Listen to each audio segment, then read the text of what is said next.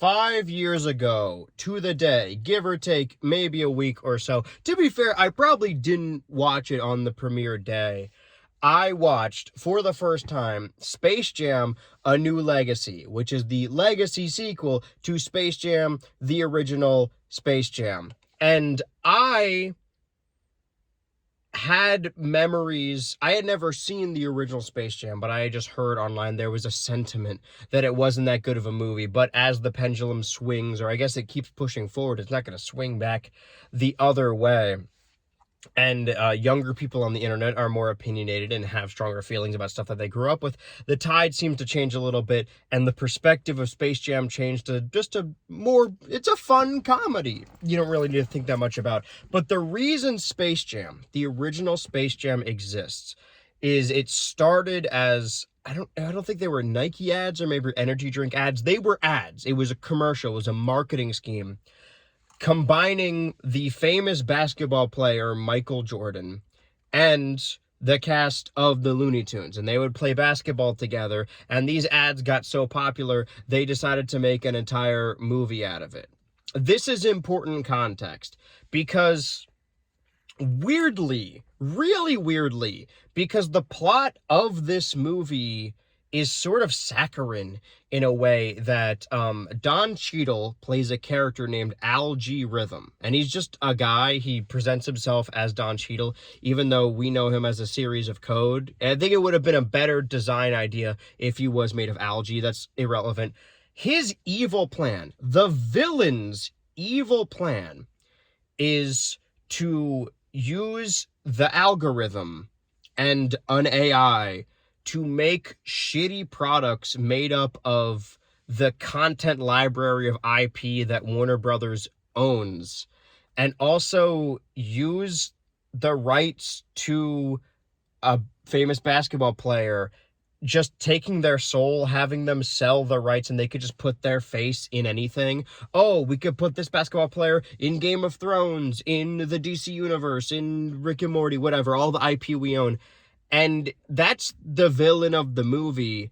And that's all tongue-in-cheek. It's a little lampshading. I'm sure that the actual people who wrote this movie and worked on this movie do believe that is an evil thing. But Warner Brothers does all of those things.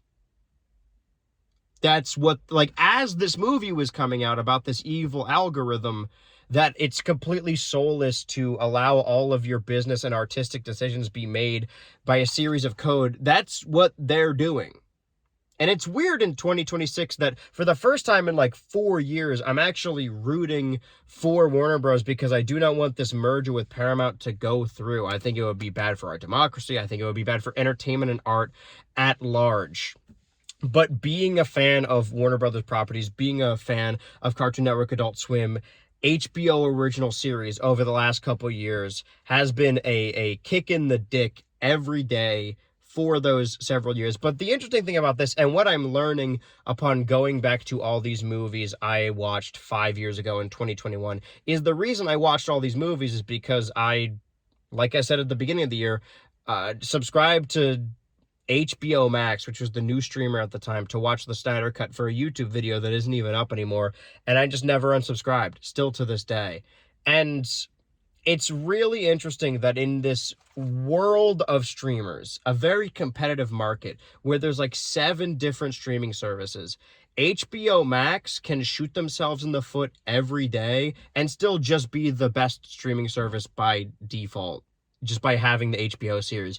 But in 2021, 2022, when I had got it for the first time and I was watching Infinity Train for the first time, and there were seasons like Peacemaker had just started up, and that would of course be next year, and then Our Flag Means Death, and Barry, and Succession, and also all the Adult Swim series and all the Cartoon Network series, it was the best streaming service. I think that year, 2021 and 22, was the sweet spot for me. But Warner Bros. Is guilty of all those things. But it's ironic that the villain of this movie is an AI and that this is a legacy sequel, because it feels like those fake AI legacy movie posters. You know, you ever look over your grandparents' or your parents' shoulder and see them scrolling on Facebook, and the top post is an AI image of Robert Downey Jr.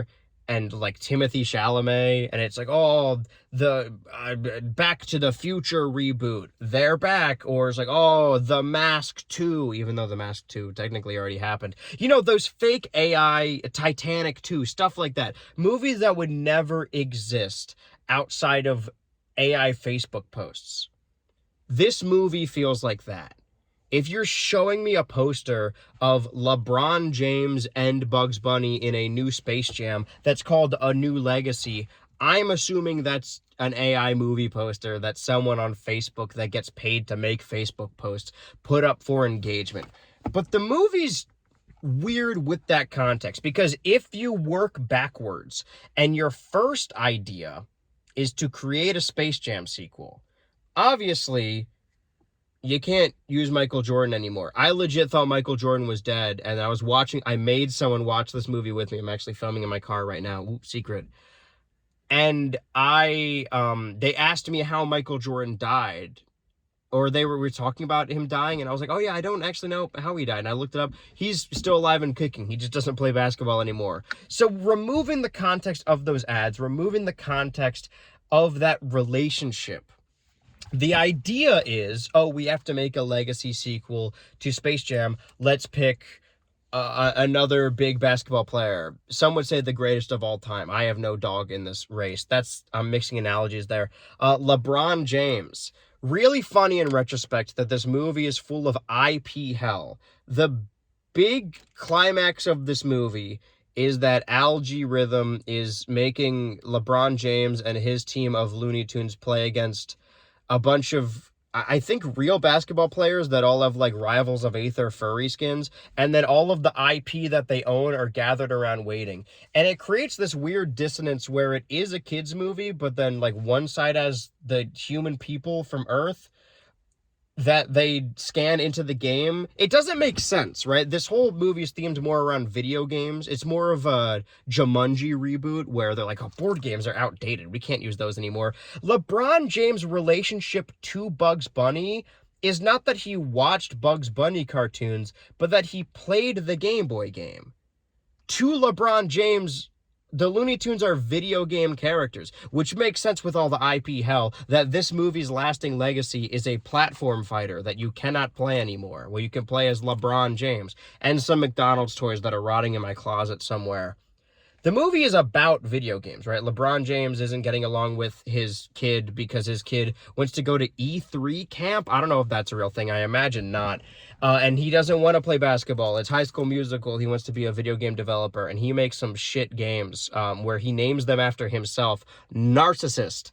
But Algae's plan is, if I remember correctly, to get LeBron's team against his team of created characters and make this a huge event. It's not really about the win and the loss. You don't need to do the game. The idea is that, like, oh, if you guys lose, then I get the right to LeBron James forever. You can just do that. There's no magical spell prevent it. Why are you bound by the laws of fair rule sets and justice? You already are an all-powerful algorithm AI. Just do that anyway. But I guess the idea is that he wants to create a spectacle that will get millions upon millions of views. But the thing is, in the movie, it's mandatory attendance. It's fucking like a North Korean wrestling event. Every person, I imagine, with a phone in the universe gets a notification that there's a special LeBron James Looney Tunes AI basketball match happening. And then they click on it, and they all get sucked into the game. So that has 0 viewers, that nobody's watching it on their phones. They're in the video game world. This match is going to have 0 views. It's also, they create a mock-up of it that says father versus son, and it made me think, this is completely unrelated to the review, it made me think of that bit at the first Creator Clash where the YouTuber Matt Watson fought Nate Barnett. And then that clip got shared around, and the description said, like, father fights son. And then it ended up on the Joe Rogan podcast, and he thought it was real. He legit thought that Nathan Barnett was beating up his real son. That's your son. I couldn't stop thinking about that. But it's themed around a video game, and because it's all IP hell, on one side of the court,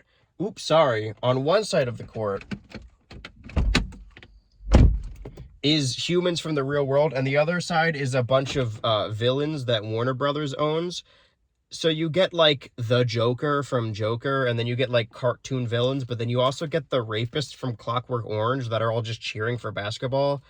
And Elphaba is there, but it's not Wicked Elphaba. It's clearly not the actress from The Wizard of Oz, but it's someone with her complexion. And then there's a moment where they all turn black and white. And I don't know if you know this about dark green paint, but if you change the tone of it, it looks like you're in blackface paint. But that's not what I'm talking about. Once you remove the context of it being Michael Jordan, you can't just replace him with a different basketball player, because LeBron James clearly... I'm not going to say that LeBron James isn't a Looney Tunes fan. That's not my place. I don't know him. But when he meets Bugs Bunny in this, of course he does the Big Chungus reference. He has to. He talks to him not like, holy shit, I'm in a cartoon world. You're Bugs Bunny from the cartoon. Wait, you're not real. He says, oh my God, Bugs Bunny. He reacts like he reacts like the angry video game nerd. He's like, oh, Bugs Bunny. Like he thinks he's a real guy. And the villain of the movie, this algae rhythm, makes a note to say that, what do I have here in my notes? The rejects, right, referring to Looney Tunes World and the Looney Tunes as rejects. And the idea is that this evil algorithm that controls Warner Brothers views Looney Tunes, one of their most legacy pieces of entertainment, as less than because it's animated and not worth it. Again, that's true. Like, everything you're saying is true to the real world. That is actually true.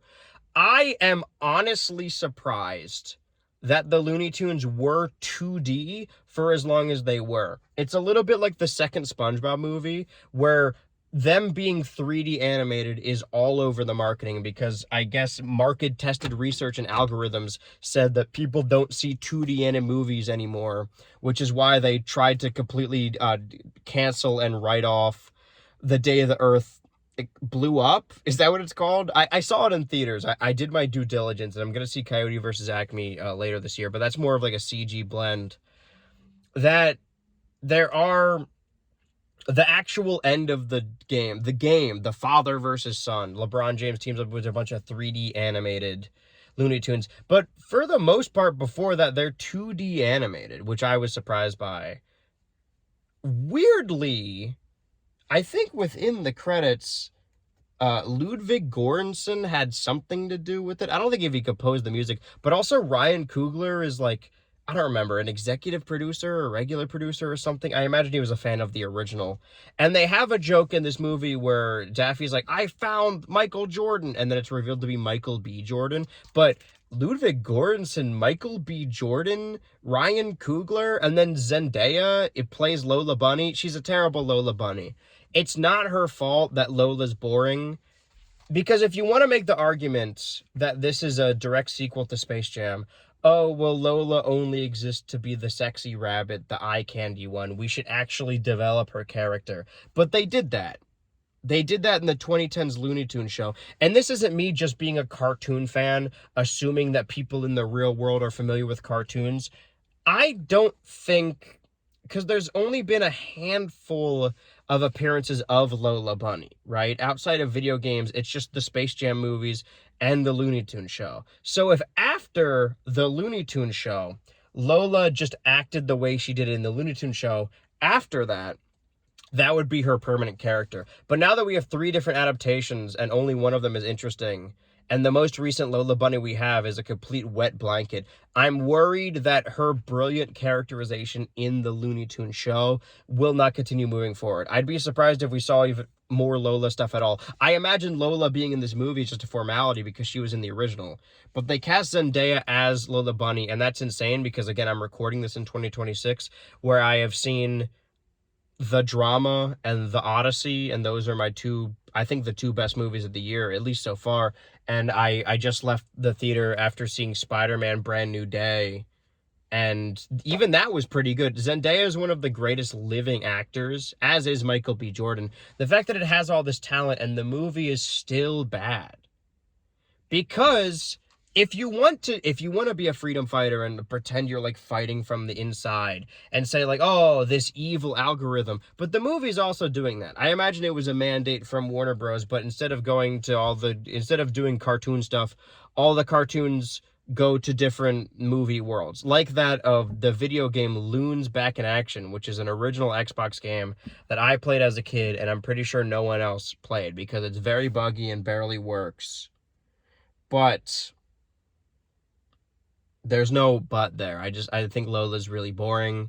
And yeah, the Looney Tunes, they're like, oh, The Matrix, oh, DC Universe, Game of Thrones. What's weird is they have Porky and Daffy in the DC Universe. And they use actually the versions, not Fleischer Superman, but the animated Superman after that. And then the Batman, the animated series Batman. And I love that Daffy and Porky are together. It's interesting being a Looney Tunes fan. It's sort of like being a Scooby-Doo fan, where most of the stuff you like probably flies under the radar, and then when there's an actual theatrical film, they completely shit in your face. Or I guess being a Sonic fan, but those movies are actually pretty good for what they are. I don't know, I like these characters. And the characters are, they're the best part. The Looney Tunes are the best part of Space Jam. Who would have thunk it? Except for Lola, obviously. But when they find Lola, she's in, like, Wonder Woman comic world. And I guess the implication is that the DC animated universe and the DC comic universe are their own individual universe in this big multiverse. Rick and Morty are in it. I didn't want to say anything, but I actually wrote physical notes this time. But I think that's everything. That was Space Jam: A New Legacy. The film's legacy is a rotting plastic piece McDonald's toy. You can't just make it LeBron James. It doesn't translate there's a bit, they show a clip early on where he does like the clip where he goes like that. And every time I see it, or no, he's like got his eyes closed. Every time I see that, I envision the video where they're saying he's like an Illuminati demonic guy, and they call this the Baphomet chest release. I've never been able to stop thinking about that ever since I saw it the first time. I wrote additional notes on my phone, but I didn't write them down here. If I want to do a quick little shout out, no, I don't. This has important notes on the other side that I don't want to reveal, but this notebook was given to me via fan and patron in the BH Ultra P.O. box. I watched Space Jam: A New Legacy this day, 5 years ago, and it was actually the first movie I watched in my second apartment in California. The second apartment I had lived in after moving out for the first time, where instead of having 3 roommates, we upgraded to 4 roommates. I believe we also watched Poltergeist that night, so a crazy double feature. And we didn't have a couch yet, but I did move. No, sorry. I had my couch in my room, and we all gathered in my room to watch the new Space Jam. And 2021 was a really bad year for me, and I think I was a really bad person that year. I still remember that fondly. I keep up with my roommates on occasion, but every time I think time is moving too fast, I realize that 5 years ago doesn't sound like a whole lot, but 2021 was an entirely different time for me. I think the deal with that movie, it feels so much like a streaming movie that I can't envision it ever being in theaters, but I imagine the original plan was for it to be in theaters, but then it was one that was a Max movie. After seeing the Odyssey, because I guess that's the big difference between the last time you heard from me in this yellow bandana on the Hyper channel, is that I saw the Odyssey and I've made it my entire personality. I absolutely love that movie, and it's kind of made me want to revisit the previous Nolan films, because I also saw Oppenheimer in IMAX, and all I remember about Tenet was that it came out in 2020, and I said, it's not worth dying for. Oh wait, no, that wasn't on Max, because Max came out in 2021. You'll notice that a lot of the movies I cover this year are streaming movies. I actually think, though, maybe there's one more in between, but the next movie I talk about may be the first one that came out that I saw in theaters after restrictions were lifted. The person I watch movies with every week is going to be pissed that I'm making it watch it. I've never done like a teaser for the next one, because these are really for the real Ultra fans that pay attention to the Hyper channel, which is like 300 of you, but I appreciate your patronage. I've stopped posting these in community posts. I should probably get back to doing that when it goes up on Tuesday. If it goes up on Tuesday, whichever Tuesday that is. Happy August. Wink. Okay, we're done here.